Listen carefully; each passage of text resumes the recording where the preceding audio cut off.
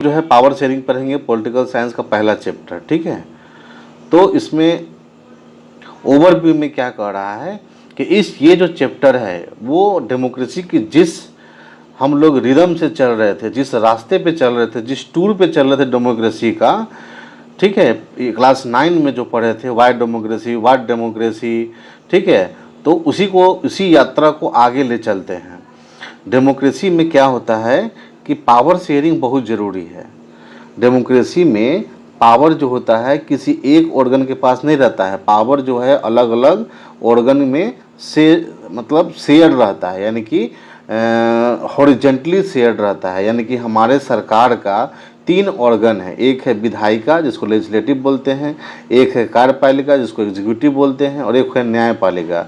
ये तीनों जो है पावरफुल है अपने अपनी जगह पर, और तीनों एक दूसरे को चेक और बैलेंस करती है। ठीक है, कोई भी एक ऑर्गन अपने मन से कुछ भी नहीं कर सकता है और एक दूसरे पर पाबंदी लगाने का ये काम करती है। तो ये तीनों ऑर्गन हॉरिजेंटली डिवाइडेड है, ये गवर्नमेंट का ऑर्गन है और इसी के अनुसार जो है देश का शासन प्रशासन होता है। ठीक है, तो पावर को यानी कि पावर को कॉन्स्टिट्यूशन ने 3 ऑर्गन में शेयर कर दिया। तो पावर को शेयर करने का बहुत सारा फ़ायदा होता है, और बहुत सारे देश में सिविल वार को रोका जा सकता है। तो हम लोग जो है 2 देश की कहानी पढ़ेंगे, एक बेल्जियम की और एक श्रीलंका की, कि कैसे इन दोनों देशों में पावर शेयरिंग से अच्छा हुआ या बुरा हुआ। अच्छा हुआ तो किस देश में अच्छा हुआ, बुरा हुआ तो किस देश में बुरा हुआ। ठीक है, तो पावर शेयरिंग जो है वो एक आत्मा है डेमोक्रेसी की। ठीक, हम अपने घर में भी पावर शेयरिंग करते हैं। सारा पावर एक आदमी के हाथ में अगर दे देंगे तो वो डिक्टेटर बन जाएगा, वो हिटलर बन जाएगा, वो स्टालिन बन जाएगा, वो लेनिन बन जाएगा। लेकिन अगर हम पावर को डिस्ट्रीब्यूट कर देंगे तो सभी का अनुमति लेना, किसी भी निर्णय का जब डिसीजन लेंगे तो सब का जो है थोड़ा थोड़ा उसमें भागीदारी होगा, रिप्रेजेंटेशन होगा। इससे जो होगा डिसीजन में और स्ट्रॉन्ग डिसीजन होगा और बहुत ही मैच्योर डिसीजन निकल के आएगा। इसीलिए पावर शेयरिंग बहुत ज़रूरी है। तो हम लोग जो है 2 देशों की कहानी पढ़ेंगे, बेल्जियम और श्रीलंका की। सबसे पहले देखते हैं कि बेल्जियम कैसा देश है, उसमें किस तरह के लोग रहते हैं। बेल्जियम यूरोप का एक छोटा सा कंट्री है। पहले ये नीदरलैंड का पार्ट था, तो नीदरलैंड का पार्ट था वो अलग होकर के बेल्जियम एक इंडिपेंडेंट कंट्री बना था। ठीक है, बेल्जियम जो है हरियाणा इतना छोटा सा मतलब देश है। इसका बॉर्डर फ्रांस, नीदरलैंड, जर्मनी और लग्जमबर्ग से टच होता है। पॉपुलेशन जो है इसका 1 करोड़ है, हरियाणा के पॉपुलेशन से आधा, हरियाणा का 2 करोड़ पॉपुलेशन है। यहाँ पर अलग अलग एथनिक ग्रुप के लोग रहते हैं। एथनिक मतलब एक डिफरेंट कम्युनिटी के लोग जो सेम कल्चर ट्रेडिशन को फॉलो करते हैं। ठीक है, इस कंट्री का पॉपुलेशन जो है उसका 59% जो है वो फ्लेमिश रीजन में रहते हैं। 59% फ्लेमिश रीजन में रहते हैं और डच भाषा बोलते हैं, और 40% लोग जो होता है वेलोनिया रीजन में रहते हैं और फ्रेंच भाषा बोलते हैं। बाकी 1% जो है वो जर्मन भाषा बोलते हैं। लेकिन इसका जो कैपिटल सिटी है ब्रुसेल्स, उसमें 80% लोग फ्रेंच बोलते हैं और 20% लोग डच भाषा बोलते हैं। यानी कि सिटी को छोड़कर, यानी कि इनका जो कैपिटल है वहाँ पर फ्रेंच बोलने वाले ज़्यादा है और बाकी जगहों पर डच बोलने वाले ज़्यादा है और फ्रेंच बोलने वाले कम हैं। ठीक है, तो ये रहा आपका बेल्जियम का मैप। देखिए इसमें ये जो है वो ब्रुसेल्स है। ठीक है, और ये जो है फ्लेमिश रीजन है, ये वेलोनिया रीजन है।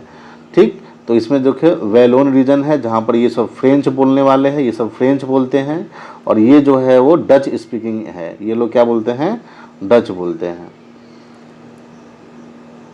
और ये कुछ जो 1% बच जाते हैं ये जर्मन बोलते हैं, जर्मन, ये जो यहाँ पर है सो। ठीक है, तो ये बेल्जियम का मैप है।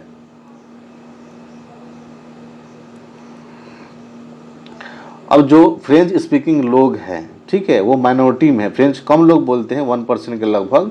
वो बहुत अमीर है और पावरफुल है। ठीक है, तो इसका मतलब है कि सारा बेनिफिट इकोनॉमिकल डेवलपमेंट का और एजुकेशन इनको पहले मिल गया। फ्रेंच वाले को जो अमीर होता है एक्सेस टू एजुकेशन पहले मिल गया, और डच वाले को लेट से मिला। इससे क्या हो गया, फ्रांस और डच के बीच में कॉन्फ्लिक्ट हो गया, टेंशन हो गया कि भैया आपको सारा सुविधा मिल रहा है जबकि हम मेजॉरिटी में हैं और आप जो है माइनॉरिटी में हैं, फिर भी आपको सारा चीज़ मिल गया। इसीलिए दोनों के बीच में टेंशन हो गया। 1950 और 60 के बीच में बहुत टेंशन हो रहा था दोनों कम्युनिटी के बीच में। ब्रुसेल्स में, ठीक है। और डच स्पीकिंग जो लोग हैं वो मेजोरिटी में थे और माइनॉरिटी में जो थे कैपिटल, यानी कि जो डच बोलने वाले हैं वो पूरे बेल्जियम में मेजोरिटी में थे, लेकिन कैपिटल जो है उसका ब्रुसेल्स उसमें माइनॉरिटी में थे, ठीक है। ये प्रॉब्लम था। अब जो है इसी केस को हम श्रीलंका से कंपेयर करते हैं। श्रीलंका एक कंट्री है जो कि तमिलनाडु से साउथ में कुछ दूरी पर है, यानी कि पल्क स्टेट जोड़ता है तमिलनाडु और श्रीलंका को, बीच में जो है पल्क स्टेट है। तो श्रीलंका एक छोटा सा देश है जिसको आज़ादी मिला था 1948 में, ठीक है। तो इसका जो पॉपुलेशन है 2 करोड़ है, जितना हरियाणा का पॉपुलेशन है। श्रीलंका में भी डाइवर्स पॉपुलेशन है। टोटल पॉपुलेशन के 74% लोग सिंहला भाषा बोलते हैं और उसमें जो 18% लोग तमिल स्पीकर हैं। और तमिल में से 2 ग्रुप है, कुछ तमिल जो है वहीं के हैं और कुछ तमिल जो है वो इंडिया से है ना माइग्रेट होकर के वहाँ चले गए, जब प्लांटेशन करने के लिए चले गए थे तो वहीं पर जाकर बस गए थे इंडियन तमिल से और वहाँ के तमिल से, और कुछ मुस्लिम्स भी वहाँ पर रहते हैं। ये देखिए श्रीलंका का मैप है, ठीक है। ये कैंडी है, कोलंबो है यहाँ पर। तो ये जो रीजन है लाल वाला, ये वाला, यहाँ पर तमिल लोग रहते हैं, ठीक है। और बाकी जितना ये पीला वाला है वो सिंहली लोगों का, यानी कि मेजोरिटी में सिंहली है। और ये जो लाल वाला है वो श्रीलंकन तमिल है। और ये वाला जो रीजन है बीच बीच में वो इंडियन तमिल है। और ये डॉट डॉट डॉट डॉट दिख रहा है वो मुस्लिम लोग हैं, ठीक है। ये जो है डाइवर्सिटी है वहाँ पर, ठीक है, एथनिक ग्रुप का।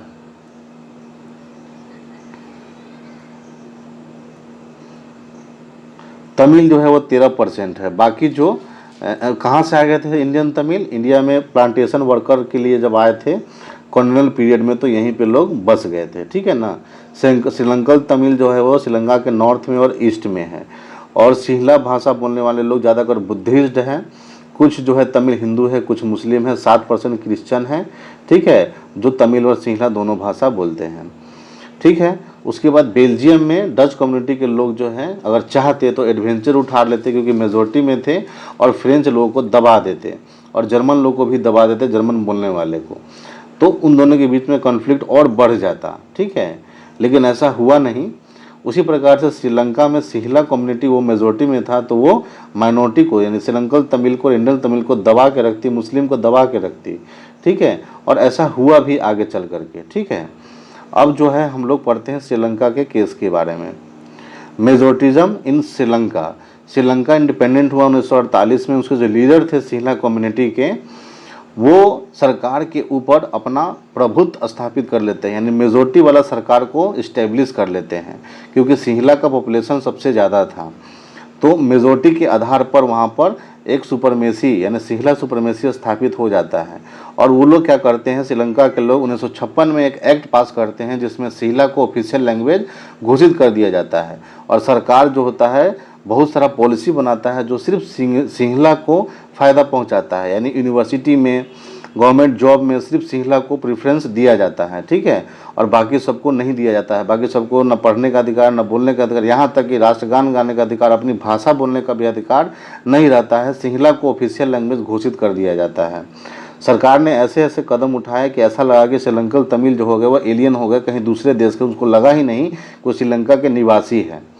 और सिंहला के जो लीडर्स थे बड़े सेंसिटिव थे, ठीक है, लैंग्वेज और कल्चर को लेकर के। उनको लगता था कि देश का संविधान जो है, ठीक है, वो इक्वल राइट नहीं देना चाहते थे तमिल वालों को, ठीक। जॉब में अपॉर्चुनिटी नहीं मिलता था, यानी उसके जितने इंटरेस्ट थे, उनके जितने वेलफेयर थे सब छीन लिया गया, सबसे उनको वंचित रखा गया। इसीलिए सिंहला और तमिल के बीच में टेंशन हो गया, ठीक।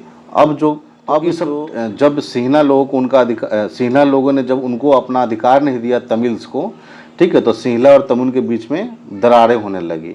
अब श्रीलंकन तमिल्स लोग जो थे उन्होंने पार्टी बनाया स्ट्रगल करने के लिए, अपना डिमांड को मांगने के लिए, ठीक है। बहुत सारा पार्टी बनाया गया जो कहा गया कि हमको एजुकेशन में जगह दीजिए, हमको सरकारी नौकरी दीजिए, ठीक है, और हम जो हमारी भाषा है उसको भी संविधान में लाइए।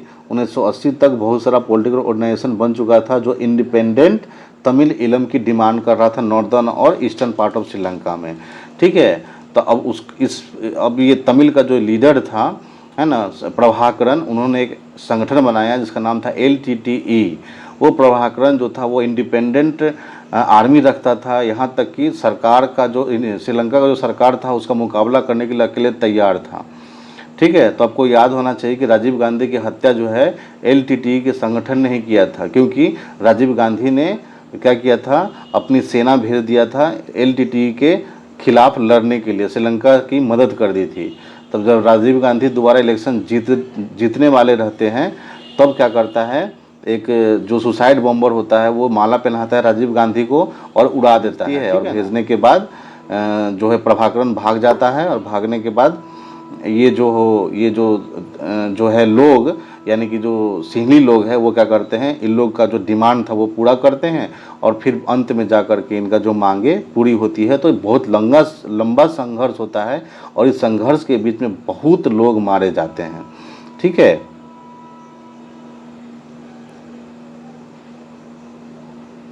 तो इंडिपेंडेंट तमिल इलम की डिमांड कर रहे थे कि हमें अपना एगो देश चाहिए, ईस्टर्न पार्ट में और नॉर्दर्न पार्ट में। ठीक है, तो इस कारण से क्या हो गया, सिविल वार पैदा हो गया, हजारों लोग मारे गए। ठीक है, उसके बाद बहुत सारे लोग रिफ्यूजी बन गए, और रिफ्यूजी बन करके अब देश से पलायन करने लगे।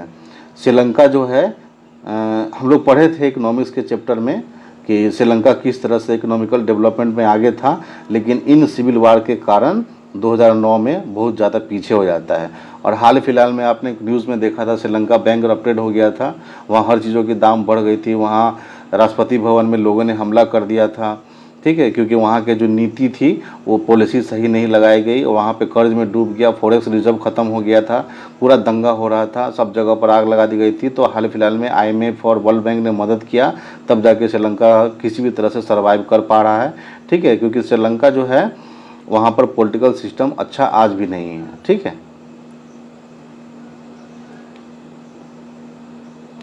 अब एकोमोडेशन इन बेल्जियम ने अपनी इस स्थिति से कैसे लड़ा। ठीक है, बेल्जियम के लीडर जो थे उन्होंने अलग रास्ता अपनाया, सिविल वार, लड़ाई झगड़ा, मारपीट, है ना, ये सब का रास्ता नहीं अपनाया, उसने शांति व्यवस्था का रास्ता अपनाया। तो 1970 से 1993 के बीच में कॉन्स्टिट्यूशन में 4 बार सुधार किया गया। ठीक है, ये अरेंजमेंट बनाया गया, ऐसा एक इनोवेटिव तरीका था जो कि बहुत कॉम्प्लेक्स था, लेकिन बहुत ही अच्छा कारगर साबित हुआ।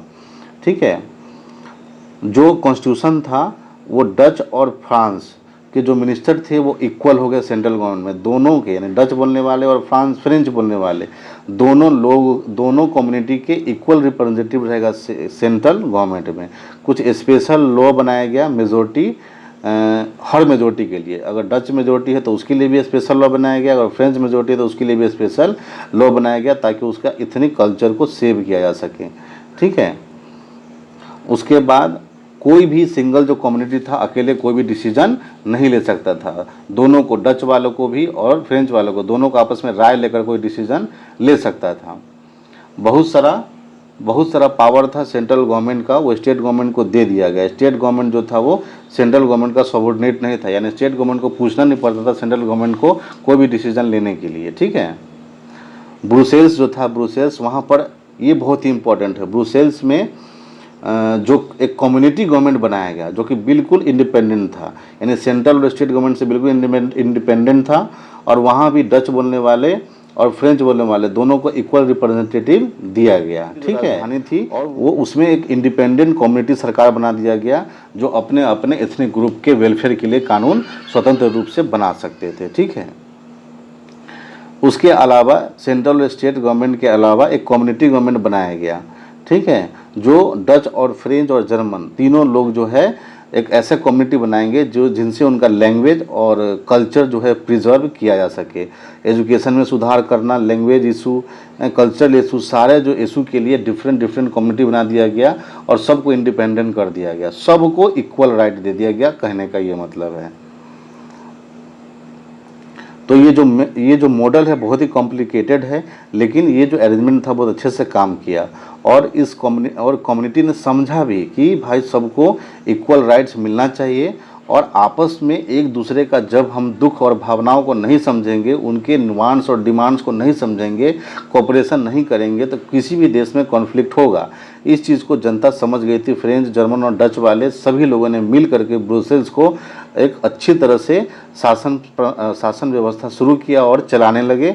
और ब्रुसेल्स जो था इतना डेवलप हो गया कि यूरोपियन यूनियन जब बन रहा था तब ब्रुसेल्स को क्या किया गया, यूरोपियन यूनियन का हेडक्वार्टर चुना गया। देखो कितनी बड़ी दिमाग से काम किया, एक पावर शेयरिंग बड़े ढंग से अपनाया ताकि दोनों आपस में सिविल वार ना हो, लड़ाई ना हो, लोग नहीं मरे और बिल्कुल ब्लडलेस, बिना खून बहे आसानी से कॉन्स्टिट्यूशन बन गया, सबको इक्वल राइट मिल गया और ब्रुसेल्स जो था वो बिल्कुल शांति प्रिय देश बन करके तरक्की करने लगा।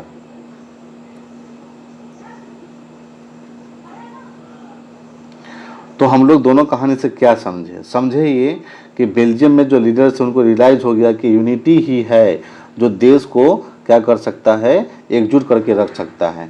ये रियलाइजेशन हुआ तो सभी ग्रुप के लोग जो थे वो एक्सेप्ट करने लगे एक दूसरे को और तब जाके पावर शेयरिंग सही ढंग से काम किया। लेकिन श्रीलंका में उल्टा एग्जाम्पल है, कोई भी कम्युनिटी दूसरे के दर्द को समझने के लिए तैयार नहीं थी और विरोध करती थी, जिस कारण से सिविल वार हुआ और हजारों लोग मारे गए। अब why power sharing is desirable, power sharing क्यों जरूरी है? इसका दो कारण है। पहला कि पावर शेयरिंग अच्छा इसलिए है कि ये जो है सोशल कन्फ्लिक्ट को रोकता है। ठीक है, किसी को ज़्यादा राइट दे दीजिएगा, किसी को कम राइट दे दीजिएगा, तो उसको मन में क्या हो जाएगा भाई कि उसको ज़्यादा राइट मिल रहा है, हमको कम। जैसे फ्रेंच रेवोल्यूशन में नोबल क्लर्की को बहुत सारा राइट दिया गया था और लोअर क्लास के लोगों को कोई राइट नहीं था, दोनों में कॉन्फ्लिक्ट हुआ, लड़ाई हुआ, तब क्रांति हुई। वैसे ही सोशल कॉन्फ्लिक्ट को दूर करने के लिए पावर शेयरिंग बहुत ज़रूरी है। ठीक है,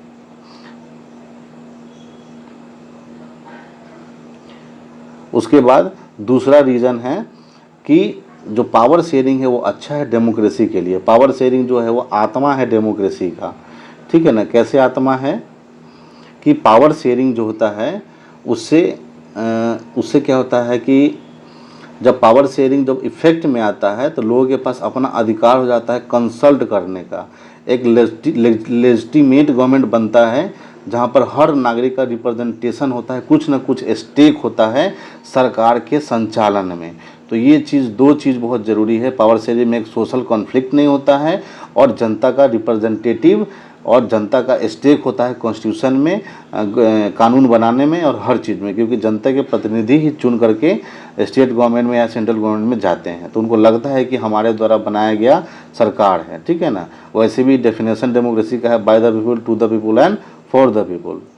उसके बाद है प्रूडेंशियल। प्रूडेंशियल का मतलब होता है कि केयरफुल कैलकुलेशन, यानी लॉस और गेन का सही तरह से आकलन करके और तब कोई भी डिसीजन लिया जाता है जब पावर शेयरिंग इतना वैल्यूएबल हो जाता है। पावर शेयरिंग इतना वैल्यूएबल है कि अगर सबको हम राइट दे देंगे, सबको इक्वल रिप्रेजेंटेटिव दे देंगे तो नाप तोल के कोई भी डिसीजन होगा। नाप तोल के डिसीजन होगा तो सही से कोई भी काम, कोई भी लॉ इम्प्लीमेंट होगा। ठीक है, पावर शेयरिंग, भाई पावर शेयरिंग के रूप कितने सारे हैं। तो पावर शेयरिंग जो आइडिया है पावर शेयरिंग का एक विचारधारा है। ठीक है, एक पॉलिटिकल पावर है, पॉलिटिकल राजनीतिक शक्ति है। लंबे समय में ये माना जाता है कि गवर्नमेंट का पावर जो है वो एक लोग और ग्रुप ऑफ पर्सन के बीच में डिस्पर्स कर दिया जाता है ना, और इसको क्विक डिसीजन लेने में बहुत मदद मिलता है। लेकिन लगातार डेमोक्रेसी जैसे जैसे डेवलप हुआ तो पावर शेयरिंग का जो तरीका था, विजन था, वो चेंज होते चला गया। ठीक है, डेमोक्रेसी में जो लोगों का जो रूल है वो सेल्फ गवर्नमेंट का रूल चलता है। ठीक है, ऐसी सोसाइटी जहाँ पर पब्लिक पॉलिसीज़ बहुत ज़रूरी है और पब्लिक पॉलिसी बनाने के लिए जनता का रिप्रेजेंटेटिव होना बहुत ज़रूरी है। तो हम तीन तरह से मॉडर्न, आज के जो मॉडर्न डेमोक्रेसी है उसमें पावर शेयरिंग करते हैं हम लोग अलग लेवल पर। एक जो होता है वो पावर शेयरिंग होता है हॉरिजेंटल। हॉरिजेंटल में तीन तरह का ऑर्गन होता है। एक होता है लेजिस्लेटिव जो कानून बनाता है, एक होता है एग्जीक्यूटिव जो कानून जो बना उसको लागू करता है, और कहीं भी दिक्कत होता है तो जुडिशरी क्या करता है, झगड़े का निपटारा करता है, यानी कि क्या करता है, क्राइम पर कंट्रोल करता है। तो ये तीनों जो ऑर्गन है हॉरिजेंटली अपने अपने जगह पर इंडिपेंडेंट एंड पावरफुल है और कोई भी स्पेशल राइट अपने मन मर्जी से कुछ भी नहीं कर सकता है। एक दूसरे पर रोक लगाने का पूरा तरह से अधिकार है। लेजिस्लेटिव अपने मन से कुछ मान लेते हैं कि लेजिस्लेटिव ने कोई कानून बनाया, जो कि न्याय संगत नहीं है, अकॉर्डिंग टू कॉन्स्टिट्यूशन नहीं है, तो फिर जुडिशरी उसको क्या कर देगा, नल एंड वैलिड साबित कर देगा। इसी तरह से एग्जीक्यूटिव जो है मनमाने तरीके से कोई भी काम नहीं कर सकता है, उसको रोकेगा कौन, जुडिशरी रोकेगा, ठीक है। तो इस तरह से एक दूसरे पर ये मतलब कंट्रोल करके चलते हैं। पावर शेयरिंग जो है उसका डिफरेंट ऑर्गन है, लेजिस्लेटिव, एग्जीक्यूटिव और जुडिशरी। इसमें पावर को शेयर किया जाता है अलग अलग लेवल पे, ठीक है। तो गवर्नमेंट का सेपरेशन है कि कोई भी ऑर्गन अपने पावर को अनलिमिटेड पावर यूज़ नहीं कर सकता है। हर ऑर्गन एक दूसरे को चेक करके रखता है, रोक करके रखता है, ठीक है। कोई भी मिनिस्टर है, चाहे कोई भी गवर्नमेंट है, तो अपनी मर्जी से पावर को एक्सरसाइज नहीं कर सकता है, ठीक है। तो एग्जीक्यूटिव, लेजिस्लेटिव और जुडिशरी तीनों जो है इंडिपेंडेंट है ना, तीनों का अपना अपना काम है और अपने अपने क्षेत्र में संविधान के अनुसार काम करते हैं, इसलिए सिस्टम को चेक एंड बैलेंस सिस्टम कहा जाता है, ठीक है।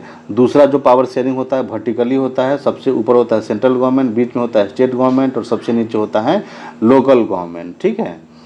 तो सेंट्रल गवर्नमेंट सबसे ज़्यादा पावरफुल है, वो अपना पावर जो है स्टेट गवर्नमेंट को दिया, स्टेट गवर्नमेंट फिर लोकल गवर्नमेंट को देता है। इस तरह से वर्टिकली जो हम अपने इंडिया में देख रहे हैं लोकतंत्र है, और स्टेट गवर्नमेंट प्रधानमंत्री लीड करते हैं, सेंट्रल गवर्नमेंट प्रधानमंत्री लीड करते हैं, स्टेट गवर्नमेंट हमारे बिहार में नीतीश कुमार, ठीक है। उसके बाद अगर लोकल लेवल पर देंगे जिला परिषद है, ठीक है, ब्लॉक लेवल पे है पंचायत है, ग्राम सभा है, ठीक है। और अगर शहर में रह रहे हैं तो उसमें म्यूनसिपैलिटी है, बड़े शहर है तो म्यूनसिपल कॉर्पोरेशन है, ये लोकल बॉडीज है, ठीक है। तो ये वर्टिकली सबसे ऊपर सेंट्रल, उसके बाद स्टेट गवर्नमेंट, उसके बाद लोकल बॉडीज, ठीक है। ये जो है वर्टिकली जो है वो पावर का शेयरिंग होता है। तीसरा जो पावर होता है, बहुत सारा सोशल ग्रुप बना हुआ है। जैसे एक बेल्जियम में एग्जाम्पल था कम्युनिटी गवर्नमेंट का, एक कम्युनिटी गवर्नमेंट बना था बेल्जियम में, जो अपने अपने एथनिक ग्रुप का कल्चर, लैंग्वेज, एजुकेशन इस सब को देखते थे, उसके लिए अलग लॉ बना सकते थे, तो वो कम्युनिटी गवर्नमेंट बना। तो वैसा ही कम्युनिटी गवर्नमेंट जो है अपने देश में भी बनता है। कुछ कंट्री है जो कॉन्स्टिट्यूशनली जो है लीगल अरेंजमेंट करता है, जो समाज का जो वीकर सेक्शन है, औरत है, उस सब के लिए अलग से कानून बनाता है ताकि उनके उत्थान का काम किया जाए। ऐसा बहुत सारा रिजर्व कॉन्स्टिट्यूंसी बनाया गया है जहाँ से ST SC खड़े होते हैं और वही चुनाव लड़ते हैं और वही क्या करते हैं, मंत्री नेता बनते हैं। तो ये एक विशेष प्रकार का ये एक पावर शेयरिंग है, जिसमें क्या होता है जो वीकर सेक्शन है सोसाइटी को, उसको ऊपर लाने का कोशिश किया जाता है। तो ये भी जो है पावर शेयरिंग बहुत ज़रूरी है। चौथा पावर शेयरिंग जो है, हमारे देश में बहुत सारा पॉलिटिकल पार्टीज़ है, पॉलिटिकल ग्रुप है, प्रेशर ग्रुप है ना। जैसे कि हिंदू पुत्र संगठन, भीम सेना, ठीक है, अकाली दल सेना। उसके बाद और बहुत सारा प्रेशर ग्रुप है, जैसे ट्रेड यूनियन। तो और बहुत सारा प्रेशर ग्रुप है जो अपने अपने वेलफेयर के लिए जनता, उसका जो ट्रेड यूनियन रहता है, उसका जो लीडर होता है, चाहे वो ग्रुप रहता है, वो सरकार पर दबाव डालता है कि उसके वेलफेयर के लिए काम करे, ठीक है। डेमोक्रेसी में सिटीजन के पास फ्रीडम है क्या करने के लिए, अपना कंटेंडर चुनने के लिए, यानी कि किसको चुनना है वो जनता के ऊपर फ्री मतलब है, जनता किसी को भी चुन सकता है अपना नेता, इसके लिए बिल्कुल इंडिपेंडेंट है। कंपटीशन फेयर होता है, पावर किसी एक व्यक्ति के हाथ में नहीं रहता है। पॉलिटिकल पार्टी क्या करता है, अलग अलग आइडियोलॉजी पर काम करता है, ठीक है। और जब आइडियोलॉजी नहीं मिलता है तो किसी के साथ जब इलेक्शन लड़ता है तो अलायंस बना लेता है, जुड़ जाता है। जैसे कि बीजेपी में बहुत सारा, यानी बीजेपी में 36 को पार्टी जुड़ करके NDA बना। कांग्रेस में भी उसी प्रकार से बहुत सारा पार्टी मिल करके एक INC, इंडियन नेशनल कांग्रेस का कांग्रेस बना, ठीक है। उसी प्रकार से अभी हाल फिलहाल में ये जो है विपक्षी दल जितने थे सेंट्रल गवर्नमेंट के खिलाफ, जो 26 पार्टियां मिलके इंडिया नाम से एक संगठन बनाया गया, यानी कि एक एसोसिएशन बनाया गया, जो 2024 में मोदी सरकार के खिलाफ इलेक्शन लड़ेगी, ठीक है। तो इस तरह से जो है वो इलेक्शन जीतने के लिए कोलिशन अलायंस बनाया जाता है और साथ में इलेक्शन लड़ा जाता है, और जितना सीट मिलता है उसके हिसाब से मंत्रीज का डिवीज़न हो जाता है, ठीक है।